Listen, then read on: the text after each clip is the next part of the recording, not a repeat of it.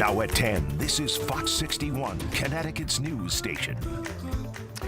And thanks for joining us for the Fox 61 News at 10. I'm Brent Harden. And I'm Sarah Sanchez. Two candidates in the U.S. Senate race took the stage for a debate. Fox 61's Kay Puttyfoot is in New Haven now with what Senator Chris Murphy and challenger Matthew Corey had to say tonight. Kay. Senator Chris Murphy and Matthew Corey debated Wednesday night, just days before Election Day. The two candidates touched on a number of issues, including safety in school, gun violence, the economy, and the age requirement for social media. This upcoming election is critical.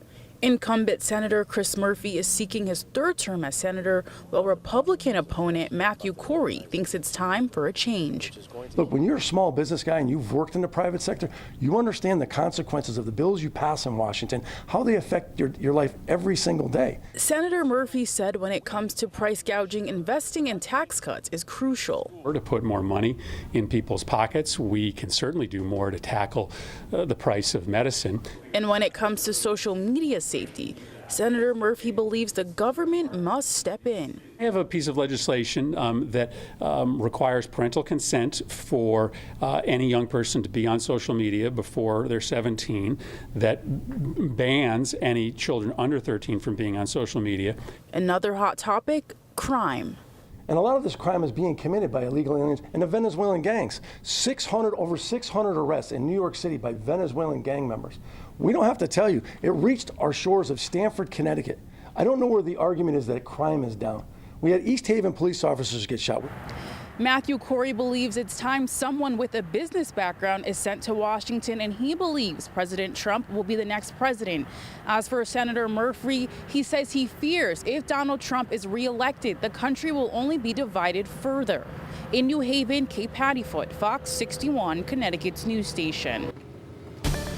Thank you, Kay. Time for a look at the weather now. And I think the trickiest thing about trick-or-treat tomorrow is going to be the weather, the temperature. How warm it is. Yeah. You know, I'm going to say that last year it was cold. Do you remember that, Rachel? It was chilly. My daughter was wearing the little Elsa costume, had to wear the jacket over it. Yeah. Oh, yeah. This year we're in fleece onesies. She doesn't have to wear a jacket. And this is the year that we're going to wish that we were probably in the little Elsa costume. Yeah, I remember my Instagram caption was, "I'm dressed up as a freezing cold mother this year." I was wearing a full goose down jacket, and this year, okay, I can handle this. A record challenging warmth heading into your Halloween with high temperatures in the upper 70s to lower 80s. We got a taste of a little bit of that warmth outside today, and that's only going to continue to build in. I think tomorrow, the warmest day of the week. 54 in Windham, near 60 degrees in Meriden, and mid 60s right now for the New Haven area. Temperatures will stay in the 50s as we head towards daybreak tomorrow. And let's take a look at your Halloween forecast as this guy does the monster mash for us. And it is not at all distracting. We're going to start off the day with temperatures in the 50s. By the afternoon, highs will be in the upper 70s to lower 80s. And as the sun is starting to set, or after sunset, I should say, because it sets at around 5:30, we'll see temperatures that are still right around 70 degrees, which is quite impressive. Here's a look at those high temperatures across the area, including 81 degrees in Wallingford tomorrow, 78 in Norwich, low 70s in Stonington, and we're looking at high temperatures in the upper 70s tomorrow in Burlington. We'll take a look at when temperatures cool back down again, and another chance for some much needed showers coming up. All right, Rachel, thank you. Well, it's all treats and no tricks at one Plainville home. One woman is stepping up to make a difference in her community on Halloween night this year. Fox 61's Kayla Cade is in Plainville to show us how she's collecting food donations and how you can get involved. Usually when you go trick-or-treating, you just bring a bag to hold your candy in. Trick-or-treat. Happy Halloween. Thank you. But at this house in Plainville, you have to bring donations with you as well. So hopefully, I'm hoping to have a couple of victims on Halloween night with this. When trick-or-treaters walk up to Brianne DeVoy's home in Plainville, they'll have to walk past creepy decorations. Well, we are huge fans of Halloween. We love anything spooky. It's just something that my entire household gets into. I love a good chase. When she was setting everything up, a thoughtful idea came to mind. Because we put so many animatronics up, it draws a lot of people to come in. So I put some signs out and I'm like, you know, if we're gonna have a bunch of people come through and look at the yard, let's see if we can get enough people together to do a food donation to help, you know, people that are struggling right now. But DeVoy says she cannot take all the credit for this plan. My mother is the one who mentioned, you know, doing something like a food donation, a food drive or something to help benefit the town, and I just kind of went with it. On Halloween, she'll hand out candy, and in return, she's asking people to give food donations for people and pets in the community. We're actually going to set up in the driveway. I'm going to have 2 big boxes set up, one for animal food donations, one for human food donations. DeVoy is setting a goal of 50 donations, all of which will go to the Plainville Food Pantry. I know that they're having a shortage, and this time of year, you know, they're looking for help, especially with Thanksgiving and stuff like that. Specifically, they did ask for like sugar cereals for kids and snacks for kids. DeVoy stresses the importance of giving back to those who need it most. It's just trying to give back to the community a little bit and help our neighbors out. On Halloween, there'll be music, fog lights, a laser show, plus you get a chance to see this guy behind me. Now, the first 50 people that come to donate will receive a bag of goodies. DeVoy says she will be taking these donations down on November 4th, but you can continue to bring them after that. In Plainville, Kayla Cade, Fox 61, Connecticut's news station.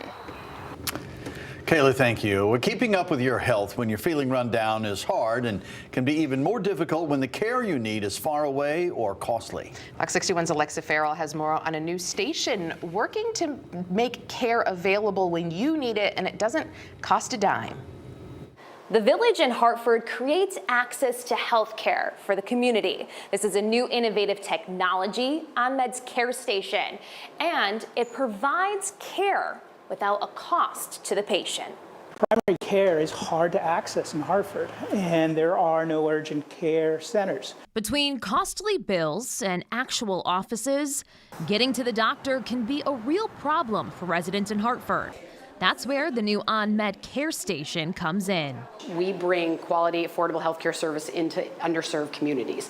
The technology part can be a bit of a challenge. The hardest thing is introducing something new to the community. Technology is intimidating. But Deborah Hayes of Hartford Healthcare says this center is easy to use and very thorough. The good thing about the station is it's equipped with high-tech diagnostic tools which enable the provider to actually conduct an assessment on the patient as if they were right there in the room with them. We got a first-hand look at how it works. You walk into the station, and once your session starts, the glass frosts over for privacy. Hello. Hi, how are you? There is a scale for you to step on to get your weight, an arm cuff for your blood pressure, and a heat camera for body temperature. Plus, from the ceiling drops down another camera and a stethoscope for care as if the provider was in the room. Plus, no need to worry about the germs someone else left behind. Spray, air filtration, and UV lights are there to keep this station cleaner than most healthcare settings. If a Kleenex is dropped or something to that effect, the station can't clean that remotely. So then the station will lock and they'll have someone come and clean it out manually. So whether you have a cold, a rash, respiratory infections, or even COVID, you can come in and be out in about 15 to 20 minutes. When you take a look at the health disparities of cities like Hartford, you start to see that the age mortality, the life expectancy, all of that is much lower than surrounding communities. When problems are small and manageable is when Hector Glynn of the Village hopes people come in. Hopefully, if people know more about it and they aren't too intimidated about the technology, we'll be able to start to change the curve of those health disparities and some of that life disparities. With flu, COVID, and cold season right around the corner, the station is open from 8 a.m. to 7:30, Monday through Friday. Friday, it does close at 5, making it easy for you to get care. In Hartford, Alexa Farrell, Fox 61, Connecticut's news station. Alexa, thank you. That's a good idea. We're going to want a bunch of those. All right, Bridgeport police are searching for a person of interest tonight in a shooting at the University of Bridgeport. Police want to talk to Dylan Cruz Tillery in connection to last night's shooting. One person has non-life-threatening injuries. Police believe the shooting stemmed from an incident between two people not involved with the university. Anyone with information on Cruz Tillery's whereabouts should call Bridgeport Police. And Windsor Locks police are investigating after two homes were hit by stray bullets. Calls came in around 6 a.m. Sunday from homeowners on Gaylord Street reporting their homes were hit. Police believe the shots were fired from I-91, which is about a mile away. No one was hurt, but police want to find the person responsible. If you know anything, Windsor Locks police are asking that you give them a call. Numerous swatting incidents were reported today. Ansonia High School, St. Joseph High School in Trumbull, and Watertown High School were among those schools that received threatening phone calls at the end of the school day. Police say the caller reported a person armed outside the school. All schools went into lockdown. Each police department said they found no threat inside or near the school. All three of these incidents have similar stories. To be clear, police have not said if they're related. A Connecticut group home has just settled a lawsuit alleging a 14-year-old girl was repeatedly raped there. It's just one of 4 suits filed against the Bridge Family Center. The girl was placed by DCF at a group home they ran in Harwinton. She echoed other complaints that the counselors had complete access and weren't supervised to prevent abuse. That home's now been shuttered by the state, but the Bridge Family Center has other locations and is even opening a new one. They are paying the minor's family more than $49 million to drop the case, but the others are set to go to trial. This year's Crime in Connecticut report reveals violent crime is down. Our team's been digging through the 136-page document about 2023's data from all state law enforcement. And here's what we found.